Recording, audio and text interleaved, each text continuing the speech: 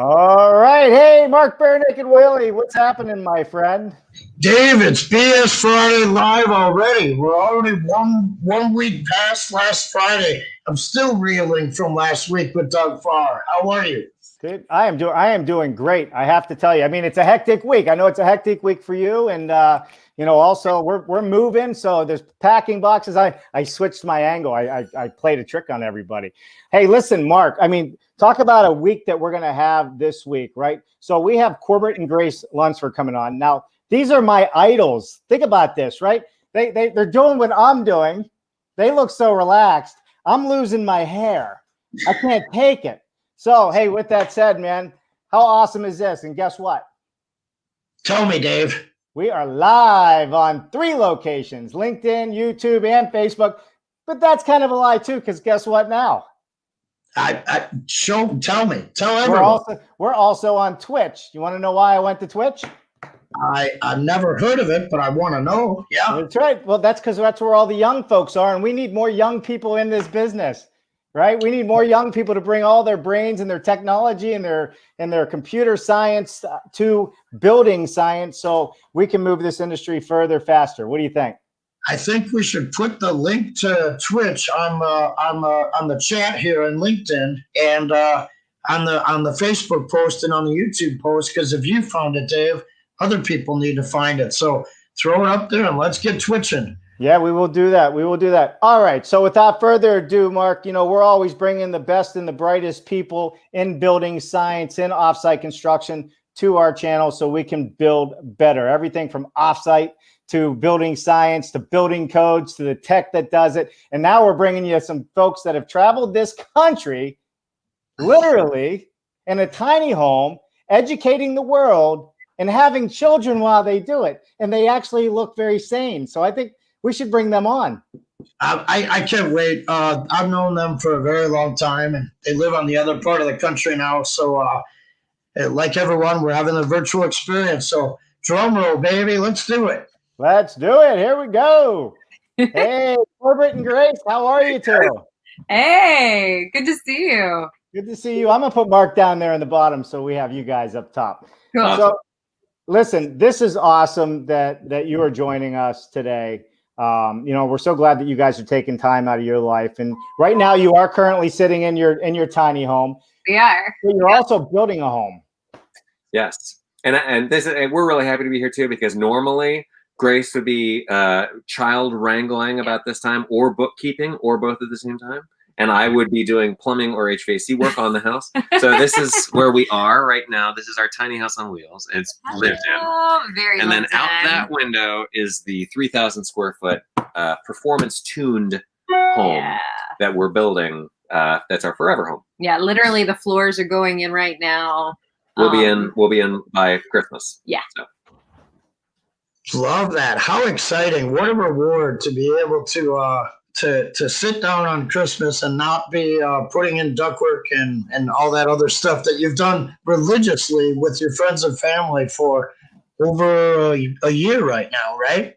Well, it's 2 years. I mean, is it 2 years? It feels like it's been 5 years, because 5 years ago we left Chicago a month ago and started building this tiny house on wheels. And so I feel like we've just been building and making babies for the last 5 years. How awesome is that? Those are 2 wonderful things, right? They're pretty great. They are. They're crazy. We're not really tiny. For anybody who's watching who's like, oh, tiny house, we do like doors. And that's one of the things that our new house does have. So we have 2 daughters and 2 cats, and we've been living in this 200 square feet for almost 5 years. Yeah, and we built this knowing that we'd probably live in it from 3 to 5 years. I mean, we built the unicorn to bring people in to teach them about building scientists. So and it worked. We went to 37 cities across the United States on the Proof is Possible tour, and also filmed the first season of Home Diagnosis TV. So yeah, and it was completely supported by people who cared about it, and it came out, and it was really just an awesome experience. It was very encouraging. Yeah. Well, this is one of those things, because we're learning it as we're gearing up for our roadshow. It takes a lot of preparation. It takes a lot of conversations to really be able to take your entire family work together, live together on the road to bring content to people that has value. I mean, it's a ton of work, and we're just getting started. So kudos to both of you, because I know it. You guys look so content. You're like, oh, we have a house over there. I'm like, we do get more anxious, but like I said, this is kind of a pleasure for us to be taking a step away just to talk, like grown-ups. Yeah. So why don't we jump into this, Mark? Why don't we do the whole life story thing in 3 minutes? What do you think?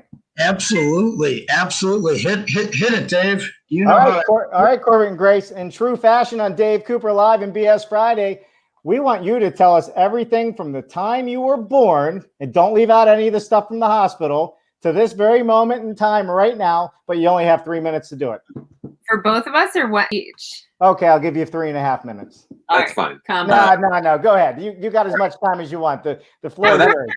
Probably can't do that in reality. We tend to put a lot of stuff in. So the last 5 years, built a tiny house, had 2 kids, and are building this big house. But before that, I was a professional musician out of college. Mm-hmm. And before that, I was a professional actress and producer of independent films. So narratives, not reality. But that all kind of lended itself towards our career change when Corbett was really at the top of his game as a composer and musician in Chicago, and realizing it's hard to make money from people who beg for money, like theater companies and dance companies. And so we listened to the universe, and the universe told us to go towards building science. And that was 2008, and YouTube was just starting. And so I started out as a HERS rater, and then I started working in existing homes, which is not the right application of that certification. And then I became a BPI trainer, and wrote a book called Home Performance Diagnostics, which is around here someplace. Here, there wasn't a book on testing that was like this is all the instruction manuals for all the test tools. Yeah. And because at the time there was a lot of dog and pony shows that were like going around and training up people so that they could get the ARA funding. And so this is one of those things that you could totally just like put in your bag. And then we also made videos in connection with it to try and show people, because as you guys know, because you spend all your time talking about this too, talking about it is great. That's a big step away from nothing at all, right? But it's still really hard to tell people what building science in general, and we tend to think more about the science of homes, because the main difference between what we're trying to do and building science theory is that we're not really as interested in the theory part. You have to have theory to make decisions before you have data.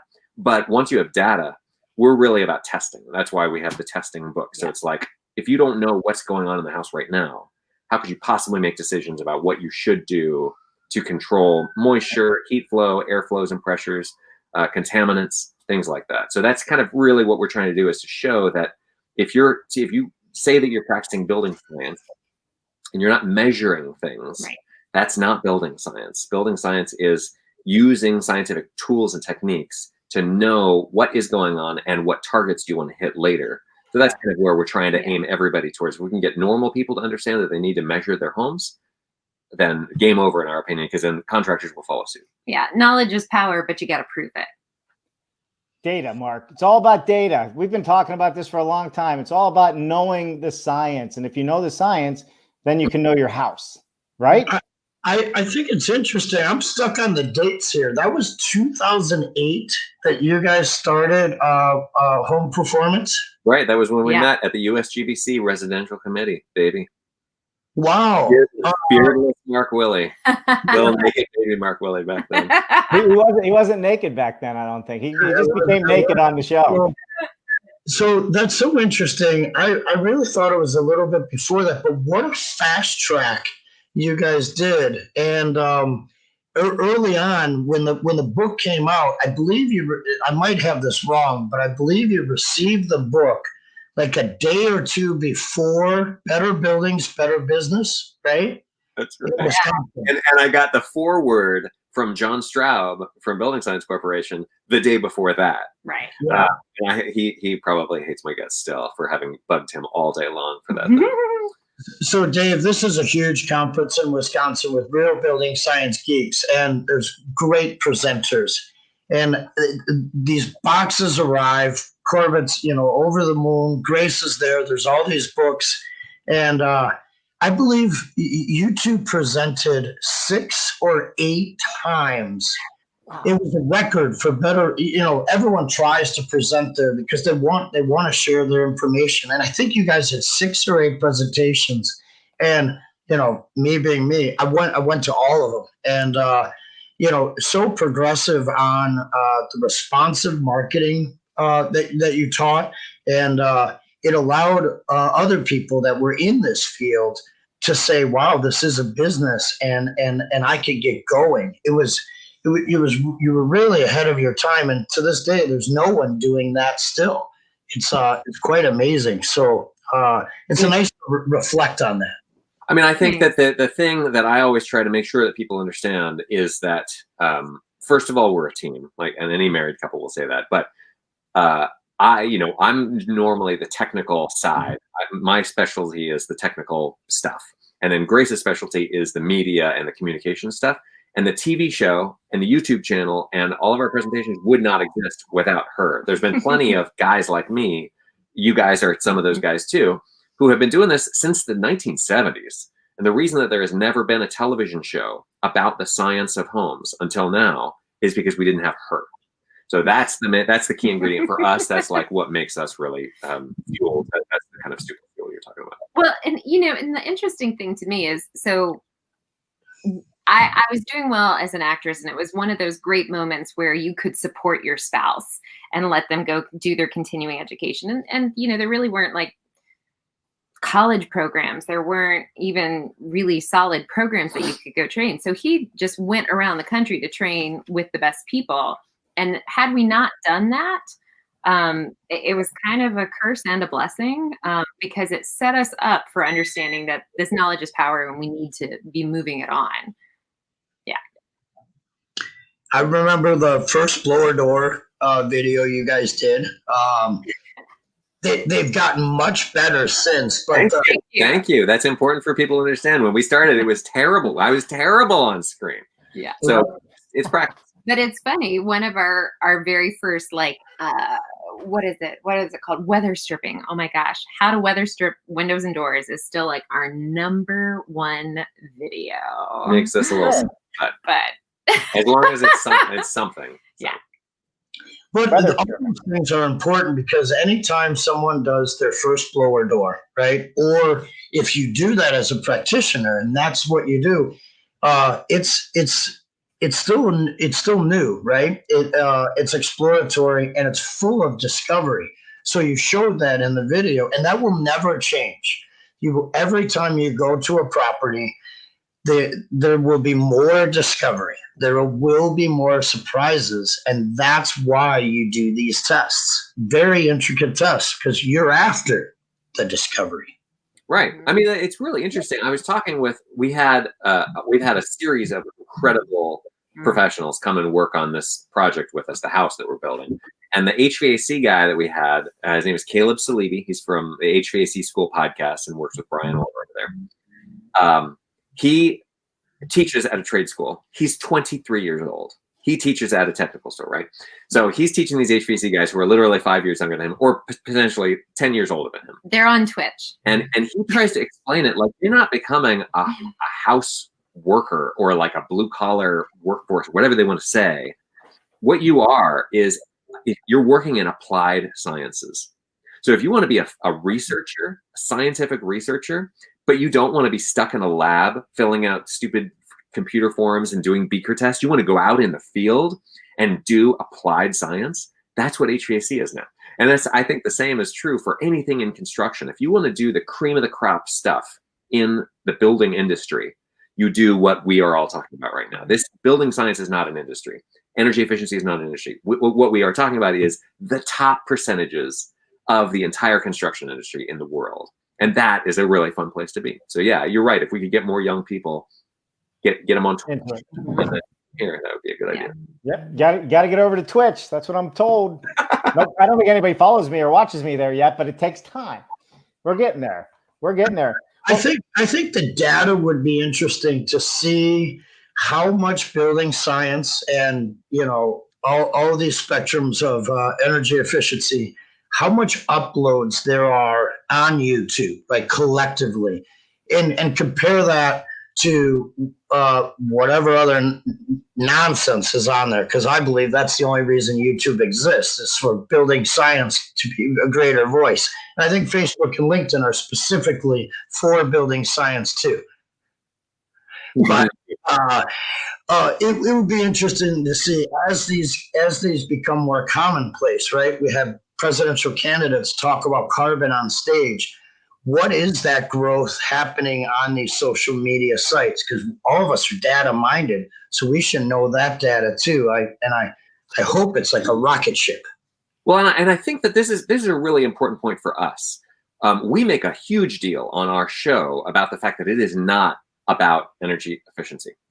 And it's not about sustainability. No offense to anyone who has those as their primary motivators. We certainly do believe in sustainability. We recycle. We live in 200 square feet for the last 5 years. We believe in energy efficiency. We can pull this tiny lab up to your house and unplug your toaster and plug it in. This house runs on 15 amp service. We got a heat pump and blah, blah, blah. But and this is a big but. Anything, like you talk to a tile guy on YouTube, and you can find plenty of this, who wants to talk about waterproofing and decoupling the tile layer from the wood. That's building science. If you want to talk about an electrician, any electrician, building science, because they get data. They're testing leads and they're trying to figure out what is actually going on and then fix it based on their. You talk to anybody in like just a general contractor who walks into a house. The main problem that we mostly have is that people walk in, hear some complaint, and then they say, oh, well, what you need is, and you offer advice without having any data, without having run any tests, without even having done a full inspection on like what exactly is going on. And I think that that's the main problem, is that we have this like opinion centered industry right now. And if we can get it more about data, everybody else is using data in different industries. Construction is like a little laggy on it, but there's plenty of it already happening. We just don't call it building science. Well, we have a very opinion centered nation, right? And potentially even time in our life globally, right? But the reason we call our show Home Diagnosis is because your house is just like your body. And if you go in with flu-like symptoms and the doctor just says, oh, well, you got the flu, doesn't test for the flu, doesn't test for to see if you've got carbon monoxide in your blood, doesn't test like there's a whole bunch, doesn't take your blood pressure, just like, yeah. I mean, literally, I had this kind of happen the other day for a checkup, and she was like, wow, your skin looks really good. I think you're pretty healthy. Oh or you take your child to the pediatrician and they say, we're not worried. We're not worried. Which is also like, what are we talking about? Well, like, yeah. So it's testing, it's a system, it's understanding how it's working as a whole. And being specific. And I think that using the language, like all we really need to do at this point is teach normal people the language to use to describe what they're after. And if they say, not just, I want a comfortable house, because that's dumb. No offense to anybody who says that. But like, what you need to say is, I want every room in my house to be within 3 degrees of the number that's on the set point on the thermostat. That's something that you can measure. So this is all we have to do, is just get normal people to understand that, it's about the story, and you can use data to bore people to death and put them to sleep if you're talking about energy efficiency, sure. Or you can use it to talk about nutrition, to talk about sports. The reason people love sports is because stats, talk about fitness tracking, any of that stuff involves quantification of what is happening in the world. And that's just the same thing we need to do. Right. But I think that's kind of what your show was doing, right? There's a need for it. And you guys saw the need at a very early stage, just like we see the need and why we want to talk about it. And I think that's why Mark was, getting into what are the social stats? Are we seeing growth? Are there more people interested in, asking for their rooms to be 3 degrees, within the temperature set on the thermostat, right? Because even for me, that's not the first thing I would say. I would say, man, I just want it to be comfortable. Right. But you're absolutely right. You should look at it in more specifics, like we look at football, right? Who has the better average and what have you. And I am not the building science person here. Mark is. I am becoming a building science person because I kind of tone Mark down with it. He gets all crazy with his data, and I'm like, Mark, the normal person doesn't understand what that means. Help me understand this.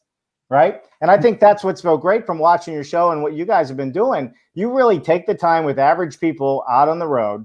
You know, when I say average, normal people, right? Helping them work through problems within their homes, you know, at least on some of the show. And I think that's what we need more of for really the, you know, the regular Joe to understand it. And we need more education for general contractors. It's not that they don't want to do it. They just don't know. Right. And often just as a homeowner, like, well, sometimes they find out, you know, we'll meet somebody who's a homeowner, they find out what we do and they go, oh gosh, I don't want you to come test my house. Like there's this fear, this overwhelm. I think a lot of contractors have that same thing of like, well, if I bring this to a homeowner, they're going to get scared or they're going to think it's expensive. And it's just like, we're battling ourselves. Yeah. It's fear of the unknown. So Dave, many moons ago, I sat up on it was Clark Street, right? Was that where your facility was? Yep. Mm-hmm. So the beautiful Like an neighborhood. elephant, Mark. You're like an elephant. I'm in a classroom with super smart people. I think there's 12 people in my class, and I'm taking your BPI training. John Bergman was there, and the guys next to me did incredible work. And so you take the course. We were able to pass because we had a good instructor, and then you go back and you're so enthused and you sit down with your clients and you start going energy efficiency and blah, blah, blah, and blah, blah, blah. And all they do is go, shh. Mm-hmm. They're gone. They're completely gone. And at that time, I was selling all these green products with Green Depot and all that. And I had known Corbett. So I said, none of this is working. I think I'm just going to talk to people like a regular contractor and then just do that stuff and not even tell them, right? Because they never thought about their lights before. So I'll just put an LED and be done. They never thought about their paint. So I'll just use no VOC and be done rather than have 15 emails about what is a VOC. And so it's interesting, the dialogue that happens when people get trained and the dialogue that happens when it becomes their process versus. Right. Yeah. I think this is an important point, though. That's kind of why since the 1970s, the programmatic or prescriptive, what we used to call energy auditing, which we never call what we do, field does not work. And it's been tried and tried and tried, and it doesn't take, because it's a really hard hook to get one process. You go in, BPI standards, as you do a blow order test, you do worst case depressurization test, you do blah, blah, blah. And it's like, for the clients that I help now, that I understand after having been, and I will say this is really important, been to Venice. And if you have not been to Venice, Italy, and you are a building scientist, you need to go do yourself a favor and peel the wool away and just know that nothing matters at all to anyone in Venice. They do not care, and they never will, and they never have. The city is rotting, and it's beautiful, and everybody loves it. It's okay. So that was nice to feel this weight off, which I don't have to help everybody. So anyway, really what we need to do is use a customized solution for every single homeowner, which is why you cannot scale this. Best Buy tried to do energy auditing with their Geek Squad. Yeah. Can't work because it's prescriptive. It's trying to train one person to do one thing and then have it apply to every house. Really what we need is people who are individual, brilliant people, go out with some tools and some techniques. And these people already exist. They're called HVAC professionals. They're in homes twice a year already. Yeah. So if we can get them on board, that would be great. But to understand the home as a system and then be able to find out what the actual cause of all these things is without using one-size-fits-all testing or one-size-fits-all recommendations. I mean, and I think the HVAC world is definitely a gateway. There are some other inhibitors, particularly in new construction. We're building this house, and there's not a single comp in our area for an appraiser. And so the appraisal and real estate world really needs to rise to the challenge as well. And we've done a lot of trainings with realtors, and they will get it, which is great. It might be one of the silver lines of COVID too, is that people are paying a lot more attention to what's in the air. Yeah. Right. Amen. Well, you know, so couple things here. One is my wife professed her love to me in Venice, so it is a beautiful city. And I still like her, so we're in good shape there. So that was my trip to Venice for sure. But I was at a place called Whisper Valley not too long ago. You remember, Mark, out in Austin, Texas. Yep. And it's not so much about the community, but they built a net zero community, 2,000 acres. But what I found interesting about what they did was it was more on the lines of the people and how they started interacting within the community. And they started talking about their utility bills and how comfortable their homes are and why this is happening or why that's happening, right? So it became almost like a social event. So, you know, and they were sharing the app that they have for this community, you know, and they're all trying to figure out, well, how did you not have a bill and I had a bill this month? And so I think it's the same with building science. It's going to take that kind of, that community sense to come together where people want to talk about it and have that conversation versus saying, well, propane's less than electric, so I'm going to get propane heat, right? I mean, that's really what the conversation is right now. It's about, well, what's going to keep my monthly costs down? Exactly. Versus understanding the whole process. And that's one of the things that we're allowed to do because our show is on PBS, which means we control it entirely. Everybody who works on the show works for us directly. Yeah. And we don't represent anybody in the government. Department of Energy is not involved with us. Yeah. EPA. We don't represent any giant corporations telling us what to say. So we can say stuff like, we are 100% positive that our children are not going to get poisoned by our house. That's and awesome. Just wait.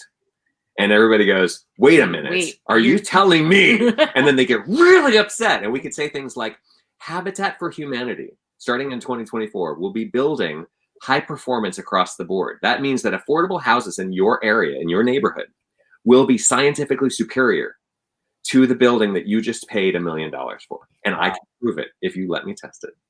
And people get upset. Like, so if we can get people more upset, this disruption thing also, aside from the nice community conversations, but get people really mad about the fact that we get crap. And if you want not crap, you need to learn how to talk about it, because we've been asking contractors and builders for crap without knowing it. But cheap and fast only leads to one thing. You know, you're going to get what you put into it. So if you want something better, you need to learn how to talk about it. Well, that's it. I mean, I hear it all the time, Mark, right? We are, well, modular, it's less money, it's cheaper. And I always say, it shouldn't be cheaper, it's better. The precision is better, it's built better. It shouldn't be cheaper. In fact, it should cost you twice as much, but it doesn't. That's the beauty of it. Right. Yeah. Well, and it's got controls, right? You know, it's not built outside like normal houses. You know, if nobody's seen it, but if cars are built like houses, it's just a teeny tiny cartoon video we put together, and I swear it nails it. We're going to include it in season 2 of Home Diagnosis because it's just such a great story. We did not write the story. All we did was voice and animate it. But it's just such a solid point. I think at any point, Dave, if you want to play that, it is my favorite. I've shared that video 1,000 times over. Everyone that sees it loves it. It's incredible. Yeah. Also, speaking of videos, Corbett, this week we had a James Brown blower door video from 1979 in Connecticut. I've seen that. Yep, I've seen that. Yeah, that's funny. Oh my gosh, unbelievable! So there's some point we need to have a compilation of amazing videos, and your what if cars were built like houses video is one of my favorites. Didn't we watch that not too long ago on the show, Mark? I think we did. Or was that a different one? The first time that I was supposed to be here that I had a number of emergencies on my construction site and I forgot. I wasn't even going to bring that up. There you go. Now you open Pandora's box. All right, Mark, let's let him have it. Mark is always part of my classes. It's like, hey, first thing you need to understand is that everybody's an idiot sometimes. We're human. We all make mistakes. Builders make mistakes. Engineers make mistakes. Yeah. We're all very real. So speaking of air quality, you mentioned it a few moments ago. Way back when Corbett would hop on the train and come down to our passive house meeting, right? He would walk around with an air quality monitor. Do you remember that? And It's the same as a doctor walking around with a lab coat and a stethoscope. We'll take you more seriously if you've got props. Well, but also I remember that air quality monitor because we, one date night, were downtown in a very nice restaurant. It was a carbon monoxide monitor, by the way. Yeah. And it went off. In a nice restaurant. It was packed. Hundreds of people. And we called the manager over, as we always do whenever this happens, and it happens like more than you'd imagine. In Chicago. In Atlanta, we don't have as many gas appliances. But anyway, called over the manager, hey, this is what's going on. Do you ever have headaches in here? And she goes, I have a headache every day. And we said, well, you probably get that checked out. You might want to check out your boiler. So anyway, of course, we never heard back from them. Hopefully they got it fixed. But yeah. That is funny. So you guys go to restaurants with these things? I mean, Sure. sometimes. Oh man, I gotta have drinks with you. Saving. Anybody who wants to do that gimmick, make sure that you understand that it will also scream at everyone if you pass gas and you're wearing. No. And so anybody else who knew what that means is just like, or you die. if you're holding a baby and they pass gas. Yeah, sure. Definitely. Those are things that have just happened in our world. So you can't. Those are things you can't make up. Right? I mean, that's when you wish the YouTube camera was rolling. Just for the looks. So listen, so we do have a video lined up, right? So why don't we show this quick video, and then when we come out of the video, why don't we go to the comments? We got a lot of people that commented, Mark. Great. Love it. Everyone sit back, relax, and get ready to enjoy the best video ever. Here we go. Everything in home diagnosis centers on the invisible dynamics of physics and chemistry at work in your home all day, every day. And a lot of people are trained to think it's all about energy efficiency. Here's why it's about so much more. We like to break home performance down into the 4-3-2-1 approach we talk so much about. If you're a fan of this show, you know the one goal we're after is control over the two systems, skin and circulatory. And we use the 3 recommendations to get there: air sealing, insulation, and HVAC upgrades. The 4 elements we're trying to control at the end of the day are pretty straightforward: the flow of heat, air, moisture, and toxins. Heat is probably pretty obvious to you. It bleeds out of your home in the winter and bleeds in during the summer. Airflow is a much more subtle dynamic, and it leads to pressure imbalances, especially in today's more airtight homes. We need to be more aware of this element because it's easy to detune a home by putting in new fans or changing ducts. And it's also simple to avoid that by testing for it. Moisture is a big deal. And if you don't already know, too little and we get cracks in the walls and sore sinuses. But if we have too much, we grow green fuzz in corners and things start to disintegrate. And the final and most important element is air quality, which is influenced by all the other elements. The air your family breathes at home is made of chemicals, some good for you and some toxic, and laden with life forms. Again, some good and some bad for you. When you look at home performance using these 4 elements, it's clear that only 2 of them affect energy efficiency, and they're the 2 least critical ones to your family's health. To control moisture and indoor pollution, we need machines that use energy, and that's not technically efficient. And as we try to make homes more energy efficient by controlling heat and air, we are absolutely causing side effects in moisture and toxins because the home is a system. So the next time you're thinking of building or doing surgery on your home, remember the 4-3-2-1 approach.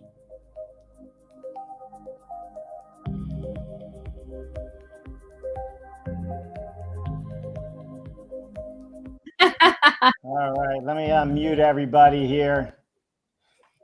Love it. That was an awesome video. Thank you. That's a piece. Those are called interstitials. So we produced 11 of those, and they're airing on PBS stations around the country right now. But they're part of season 2, which is 13 episodes. I just learned a new word: interstitials. Right. Interstitials. But 4-3-2-1 was brilliant because years ago we would go to these meetings and people would say radiant, conduction, convection, and the room was spinning and no one knew what was going on. But you break it down, you communicate to people so that they understand something is going on around them and they may be able to do something about it. 100%. I love it. All right, listen, man, it's already been almost 40 minutes. Let's hop into some comments and questions. What do you think about that? Hey, we got Miles Biggs. Happy Friday, everyone. Miles Biggs is on with me on Thursdays. Biggs idea. TED Talker. Love it.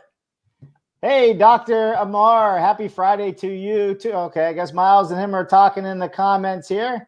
Here's a Chicago guy. Everybody's excited for Friday. It's Yeah, Friday. John.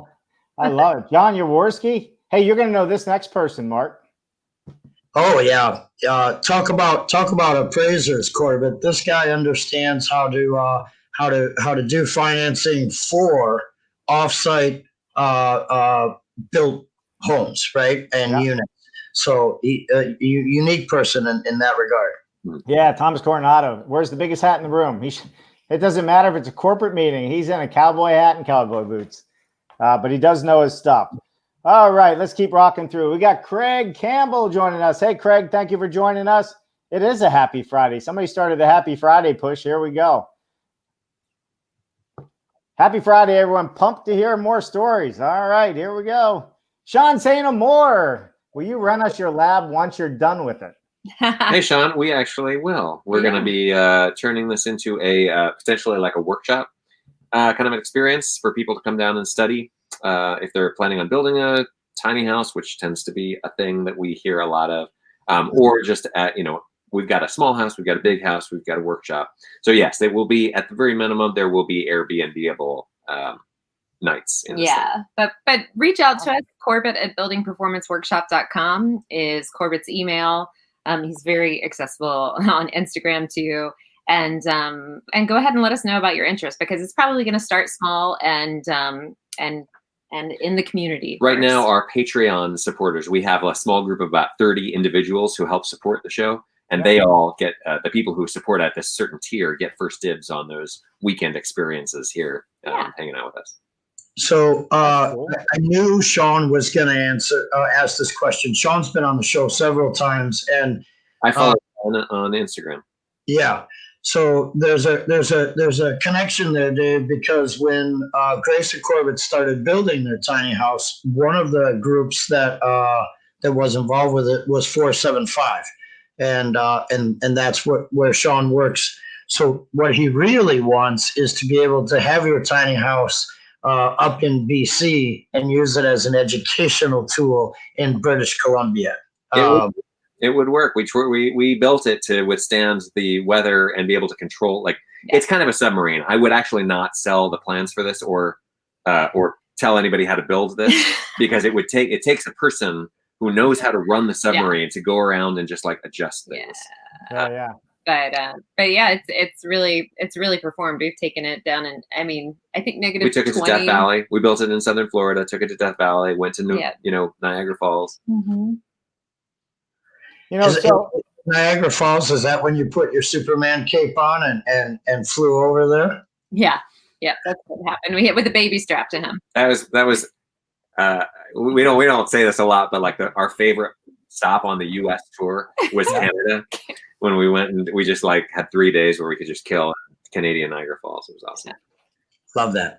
That is awesome. So, I mean, it's funny. I mean, we're in the market for something to travel the country. We could rebrand it and take it with us and run your lab all across the country.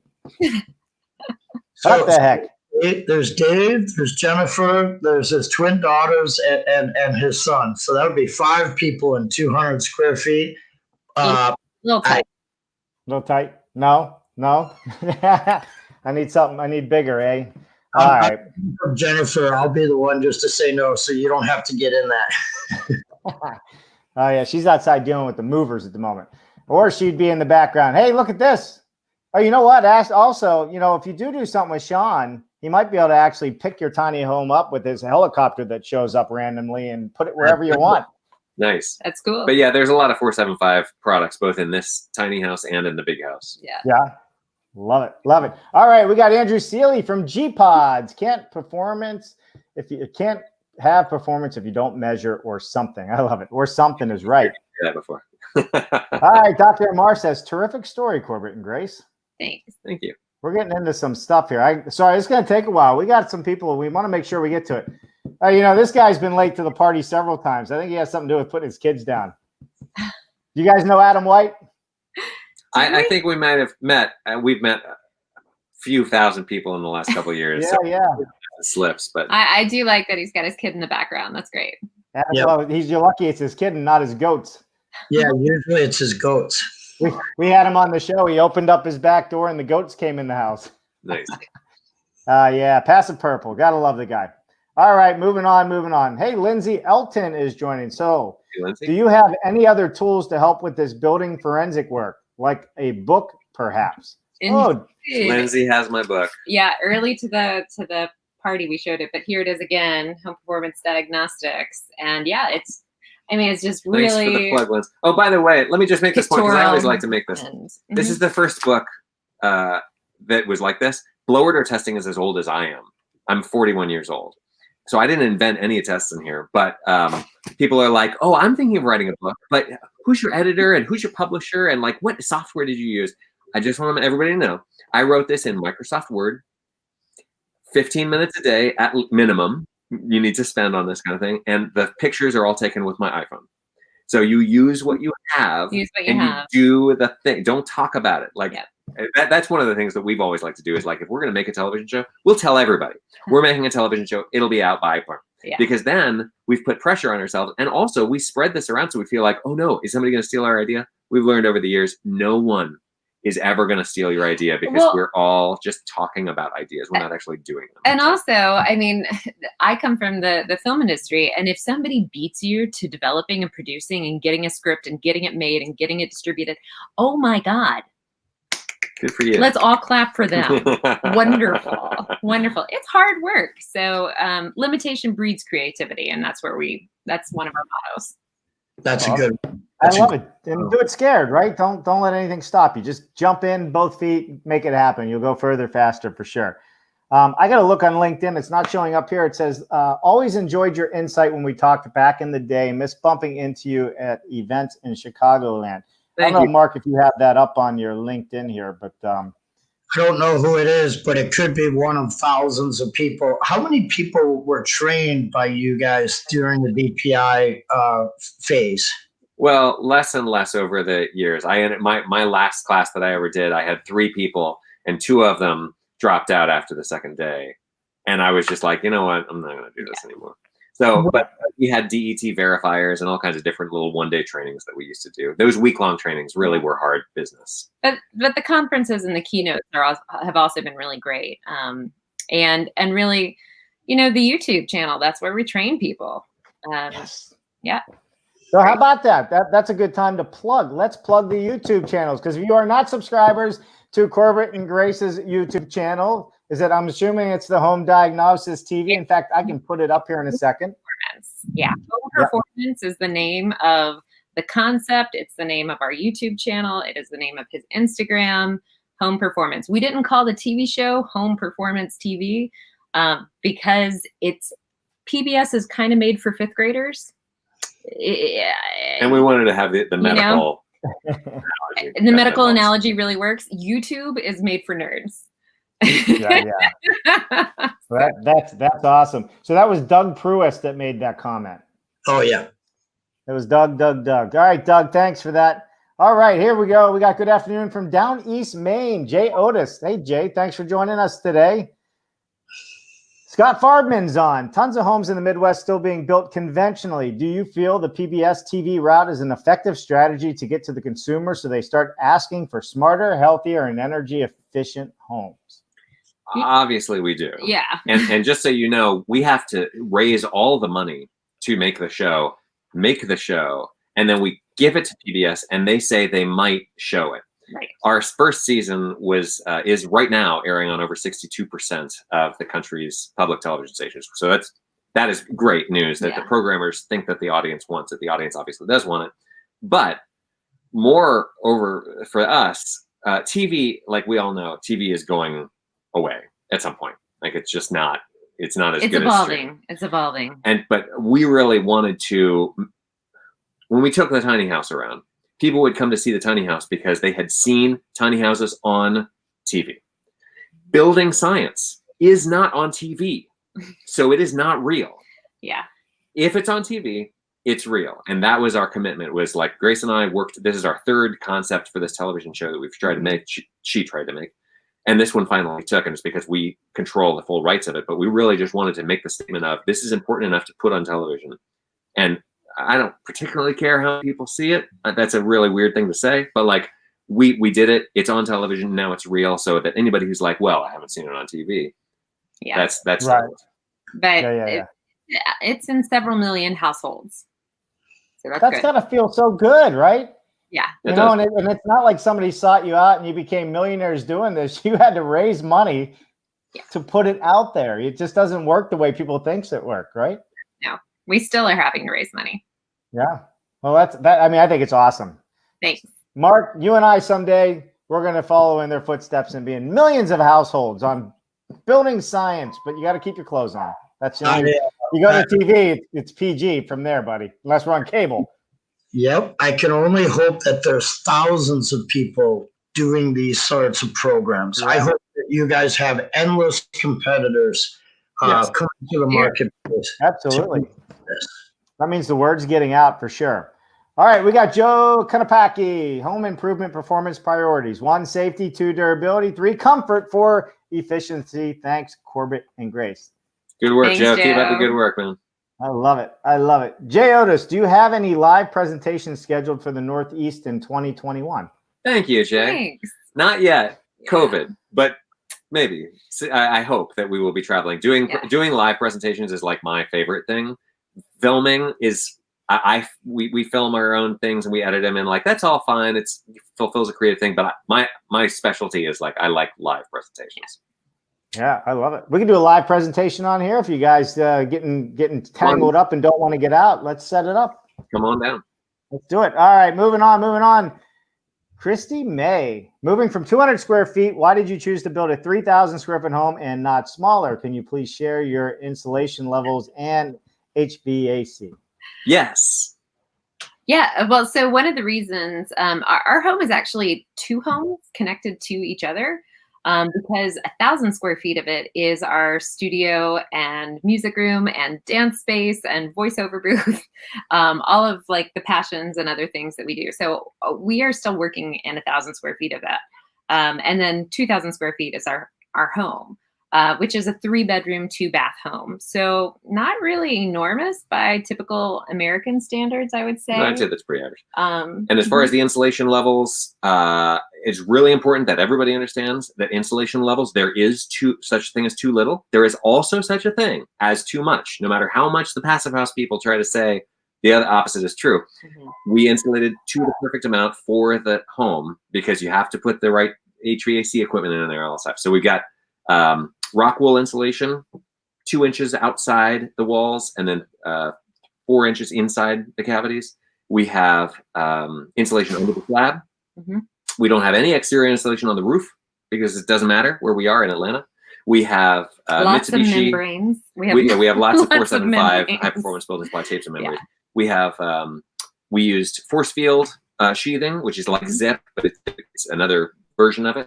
We have Mitsubishi HVAC, heating and cooling. We've got ultra air dehumidifiers. We've got Fantech ventilation systems. We've got a bunch of like gizmos. The house is a lasagna. It's awesome. And you can see all the bits and pieces on our YouTube channel because we go through them there. I love it. Lasagna. You're making me hungry. That's brilliant. Yeah, our house is a lasagna. So it's nice that you point out we did what we needed to do for this house because of where this house is located and how we intend on using it, right? So you designed the process versus just put it together and systematically chose things based on what was necessary. I think that's important to point out. And it's nice that you shared those brands to all of us. Those roll off of our tongues. They're not common in the rest of the world. So the rock wool was inside and outside, so mineral wool. And I found it interesting on the roof. So no exterior insulation. Can you explain that for your climate and for your decision. Yes. Yeah. Well, And actually, I'm going to take this moment to wrap myself up and leave you guys with Corbett. Sorry. Children and childcare in the COVID land is difficult, but I was able to get a little time away. thank you for taking care of us. Yeah. Absolutely. Thanks for joining us. In the Grace loved it. Thanks. Okay, so this is actually a really important point for me when we talk in a circle like this. Like everybody who I'm seeing, who I know in the comments, we end up talking a lot, right? Together, we go to conferences or we're talking through venues like this, and it turns into an echo chamber. And we say things like my least favorite thing to talk about, which is thermal bridging. My favorite person to talk about thermal bridging with is Joe Nagin, who is from Wisconsin. If you guys know Joe Nagin, he is like a relentless practical building guy. And he swears to God that he's looked with infrared at tons of walls where there's like thermal bridging going on. And he's tested the actual temperatures, and it's not a real thing. It's if you go to Woofy and you want to do a one-dimensional blah blah blah with all the all the layers you want, the computer will tell you something, but reality is not the same as a computer program. So to me, when we dial down so far that we get into thermal bridging, you're like miles past where a normal person wants to talk to you. And I think that the more we practice talking about super nerd stuff like that, the less we are able to convince normal people anymore, because it rolls off your tongue. If you could say thermal bridging, it's like, you're going to say that. I had a cousin who, Back to the Future, the dad used to have this ridiculous laugh, And I had a cousin who thought it was funny to imitate that as a joke. But then after months of doing that, that is how he actually laughed. Correct. That is great. So just be careful. Well, in the conversation of being agreeable, I'm going to be disagreeable. Please. So let's take, for instance, one house that I built. Because of Chicago code, one side was closer to the neighbor's property than the other. So it required 2 layers of 5/8 drywall, metal studs, 2 layers of 5/8 drywall, and then a cementitious non-combustible cladding, which was hardy panel, right? So this was spray foamed. That's the steel stud. Now the latter side of the building had 5/8 drywall, wood studs, 5/8 drywall, and hardy siding. So that thermal bridge is incredibly uncomfortable, because I don't care what insulation you put inside of a steel stud wall, that wall is cold or it's hot, and it transfers, and that insulation is useless. It sits in a cavity, Yes. but all the energy flows through the stud. However, on the wood wall, you can put your face, your hand, your butt, your stomach against it, and you're comfortable. You do not want to touch the steel stud wall. You make an excellent point, by the way. And this is this is where thermal bridging is important, is within a house. Like the entire building industry, we don't need to be talking about thermal bridging as much as we love to talk about it in our echo chamber.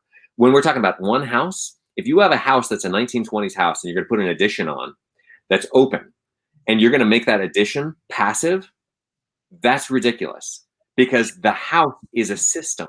So you can't, heat follows the path of least resistance. So if you have one house with one half of the walls being metal, which is 400 times more conductive than wood, which is the other side, yes, within that house becomes incredibly important. And that's why people are like, well, I could add another 4 inches of insulation in these walls and then just have R19 over here. And it's like, please don't do that. Stop.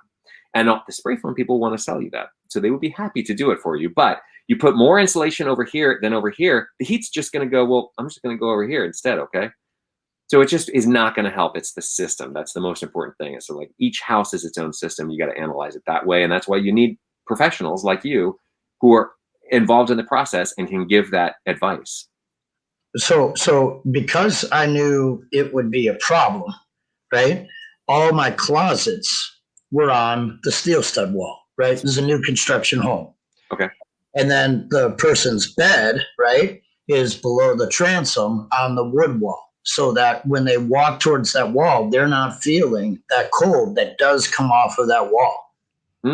That's really interesting, actually, the closet thing. That's one of the things about tiny houses. By the way, Dave, if you go someplace cold, insulation doesn't have to be made out of fiberglass.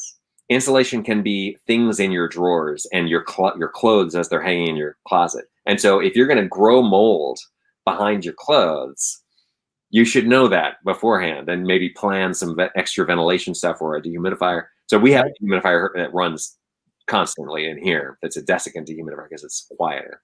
But yeah, those are the kinds of things that are like, you're not trained to think about clothing as insulation. Right. You know, but like once you get out there and you start really testing stuff, that's why I think just School of Hard Knocks, test some stuff. Don't take another course. Buy something that's a test tool and then start using it on every house. That'll teach you a lot more. Yep. I love it. I love it. Check out the cat. Is Cat saying time to go? Cat, this is how we work. This is my laptop. I love it. Not nearly as high tech as she should be. I love it. I love it. All right, let's get to a couple more comments here, and then we're gonna wrap it up. It's been an hour. I love an hour. Thank you, Corbett. Yeah, no, this has been absolutely awesome. All right, wow. I gotta go back up. Lindsay Elton says, "Woot woot." You gotta love Lindsay. Moving on down. Oh, Jay Otis wants to know: is the book available on audiobook? God, I would barf if I had to record an audio version. It's a textbook, so it's like step by step with equations and quizzes and stuff like that. You're not going to want to hear anything. So if you listened to it, you would also throw up. So in fact, there's not even a PDF version of that book because the pictures have to line up perfectly with the blurb that they're next to. So there's not an ebook version that will justify properly. So yeah, there's some limitations. And it's intended as a workbook, right? So it's where you take into an attic with you and refer to. If you listen to that book, your head would spin. It wouldn't work. Love it. All right, Christy had a follow up. Did you complete a mid-construction blower door test? What is your what did she say there? ACH, sorry. And gratitude for sharing Building Better from Vancouver Island, British Columbia, Canada. Awesome. Yes, we have done a hell of a lot of testing. And in fact, if you go to the YouTube channel and there's a playlist about this house, we did something that I had never heard of before and that has certainly never been on television before. First of all, we did a blower door test. I used Georgia Pacific force field, not zip. And everybody was like, oh no, the tape is like packing tape. We got 0.4 air changes per hour at rough-in without interior Intello house wrap. So that's number one. Number two is we did a test not at 50 pascals, but at 250 pascals, 1 inch of water column. I sucked 5 blower door tests on the house at the same time using 1 blower door. And we sprayed the outside of the house with a pressure washer. And that is on video, and you can see that. It is called a hurricane test. It's not really a hurricane, but it's supposed to emulate severe weather, wind-driven rain. And we found all of the leaks, and we fixed them. And that's something that, like, I love doing that stuff because I am an idiot. I'm not a builder. This is the first house I've ever built that's a real house. And if I can do that and then show normal people that I know my house can withstand severe storms, your builder could do, like, I'm going to show you the ingredients. You have blower door, pressure washer. That's it. Could you do it? Yes, they could do it. Are they going to do it? No, because they're terrified. The first thing you need to do to get into this echo chamber is to ask if you do a bad job. And most people are not going to be willing to do that. So testing is incredibly scary at the beginning, and that's why it's just not going to catch on as fast as some other things might. So I've used force field. I used several years ago.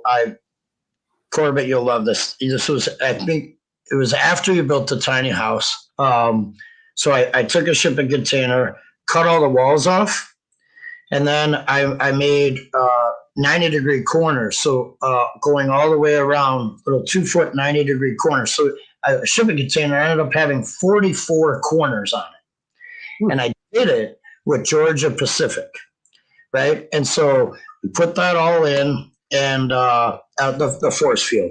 So put in the Mitsubishi mini split, right? And you're talking 160 square feet, right? With a mini split. And then you have a commercial storefront door, right? And the door blew open when we turned the mini split on because the force field was so tight that the air had to go somewhere, right, from the mini split. And it actually pushed the door open.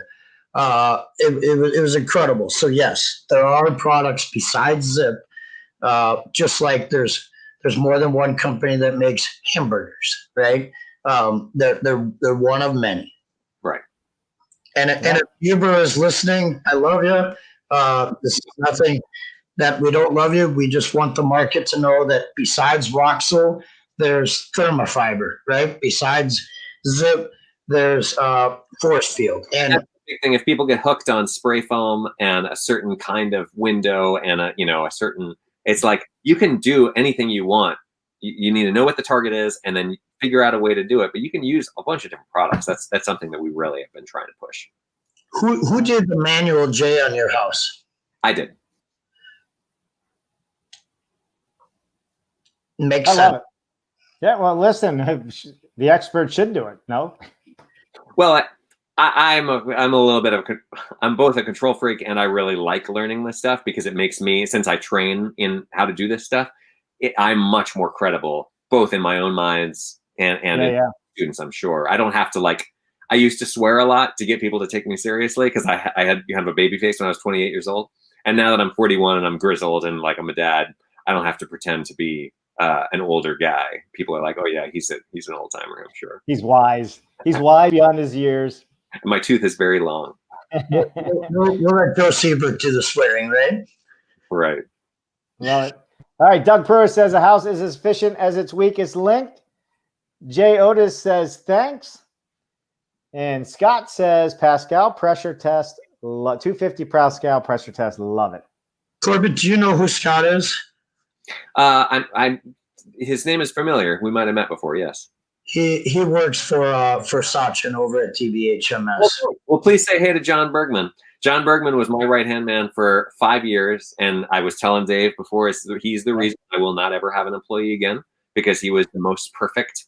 We used to spend 2 hours, 3 hours a day in stupid Chicago traffic, listening to music, and he's still one of my favorite people. So please tell him I said.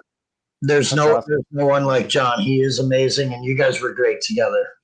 And you did great work together as well. Yeah, for sure. Well, listen, everybody, there you go. Hour and 6 minutes. We can keep going because there's more people commenting on here.